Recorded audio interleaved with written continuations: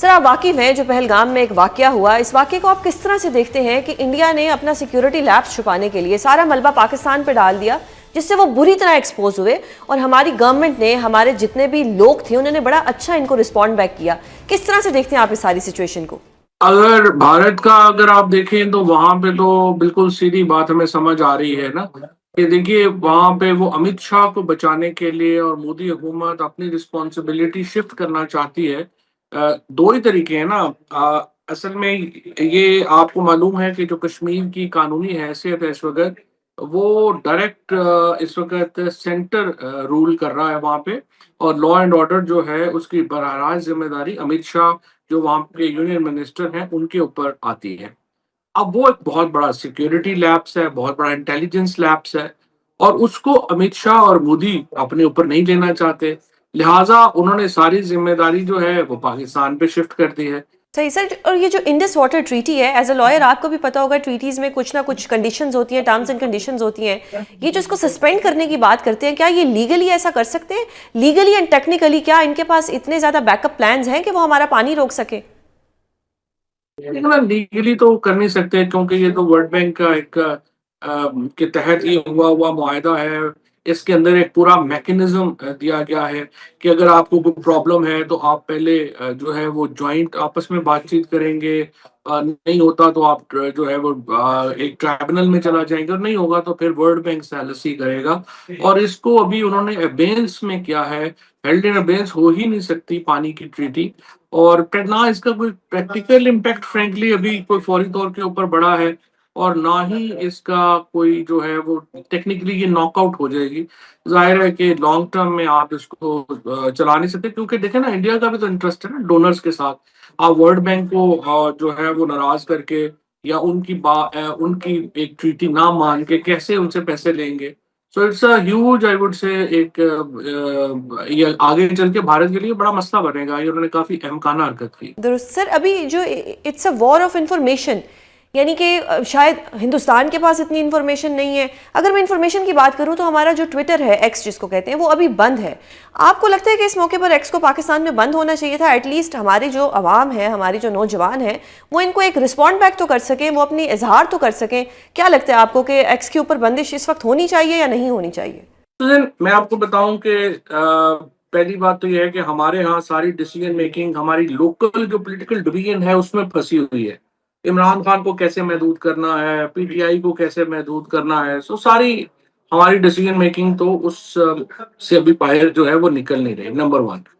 Number two یہ ہے کہ سچی بات یہ ہے کہ انفارمیشن وار میں انڈیا ہم سے کافی طویل عرصے سے ہم سے آگے ہے، اور انہوں نے اس کو یوز کیا ہے انفارمیشن کو. میں جب انفارمیشن منسٹر بنا تو آئی ریئلائز کہ جو ہماری پی ٹی آئی کی انفارمیشن ٹیم تھی وہ فار سپیریئر تھی گورنمنٹ سے، کیونکہ نہ گورنمنٹ کے پاس ڈیجیٹل میڈیا تھا، پی ٹی وی فارغ ہو چکا تھا، سارا کچھ ریڈیو تباہ و برباد تھے. ہم نے پھر اس کو بلڈ کیا، ڈیجیٹل میڈیا ونگ پہلی دفعہ ہم نے کریٹ کیا، منسٹریز کا جو ایکسیسز ہیں وہ ہم نے کریٹ کیے. سو یہ ہم نے کافی اس پہ کام کیا، اور اس وقت ہم نے اپنی ایجنسیز کے ساتھ مل کے ہندوستان کے پروپیگنڈے کے توڑ کے لیے بھی ہم نے کافی جو ہے وہ اپنا کام کیا.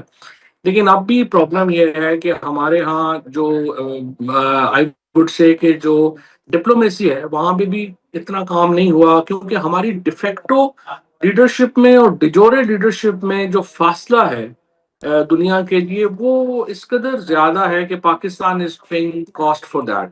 فار ایگزامپل میں آپ کو مثال دوں کہ اگر آپ غور کریں تو پچھلے 3-4 دنوں میں انڈین میڈیا کے اوپر شہباز شریف صاحب کے اوپر تو شاید کوئی بات ہی نہیں ہوئی، نہ ہی ایک آدھ دفعہ ان کی تصویر دکھائی گئی ہو تو دکھائی گئی ہو. They are targeting army chief. تو سر آپ کو کیا لگتا ہے کہ یہ تو ہم نے اس ساری بات کی ملک کی، ابھی اگر ہم پاکستان کی سیاست کی طرف آتے ہیں جس میں ہم نے یہ دیکھا ہے کہ معذرت کے ساتھ ماضی میں ہمارے اپنے ہی نوجوانوں نے، جو کہ زیادہ تر پی ٹی آئی کے سوشل میڈیا اکاؤنٹس تھے، ہم لوگوں نے اپنے ہی آرم فورسز کو ٹارگٹ کیا ہے. تو آپ کو لگتا ہے کہ ایسا ہونا چاہیے تھا؟ کیونکہ دیکھیں اب اس کا فائدہ ایک دوسرا ملک جو ہے وہ اٹھا رہا ہے، اور وہ ان چیزوں کو ہمارے اگینسٹ یوز کر رہا ہے. اس کی تو وجہ یہ ڈویژن ہے نا، جو اتنی زیادہ ڈویژن آ گئی ہے پاکستان کی سوسائٹی میں. اور دیکھیے نا، ہم بات تو کرتے ہیں، تقریریں بھی کرتے ہیں کہ متحد ہونے کا وقت ہے اور چیزیں اکٹھی کرنے کا وقت ہے، لیکن جب آپ پاکستان کا جو سب سے بڑا لیڈر ہے وہ جیل میں ہوگا، اور تمام تر توجہ حکومت کی یہ ہوگی کہ اپوزیشن جماعت جو ہے اس کے لوگوں کو جیلوں میں کیسے ڈالنا ہے، سزائیں کیسے دینی ہے.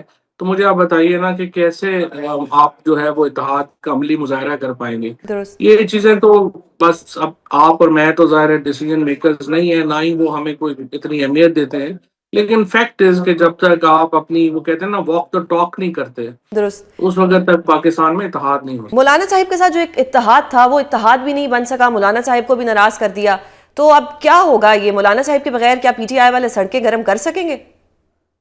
نہیں دیکھیے نا زین، اصل میں المیہ یہ ہے کہ آپ نے جو انٹرنل پریشر کریٹ کرنا تھا وہ پی ٹی آئی کی لیڈرشپ نہیں کر پائی. آپ نے جو اتحاد بنانا تھا مولانا فضل الرحمان صاحب کے ساتھ مل کے وہ آپ نہیں کر پائے.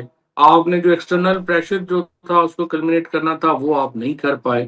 تو مجھے آپ بتائیے نا کہ آخر آپ نے کرنا کیا ہے، آپ what really want to get out of it. So unfortunately یہاں پہ کوئی سیاسی حکمت عملی نہیں ہے. ہم دیکھ رہے ہیں اب، یہ مجھے تو بڑا افسوس ہوتا ہے، علیمہ بی بی 2 وکیلوں کے ساتھ کبھی ایک جج کے چیمبر میں کبھی دوسرے جج کے چیمبر میں جا رہی ہیں. ایکچولی ان کو پتہ ہی نہیں ہے کہ پی ٹی آئی کتنی بڑی پارٹی ہے، اس کی طاقت کیا ہے، عوام میں اس وقت عمران خان کا سینٹیمنٹ کیا ہے، اور اس طرح سے آپ پارٹی کا جو امیج ہے وہ مجھے نہیں لگتا کہ اس سے کامیاب کوئی بڑا امیج جو ہے اچھا ہوتا ہے.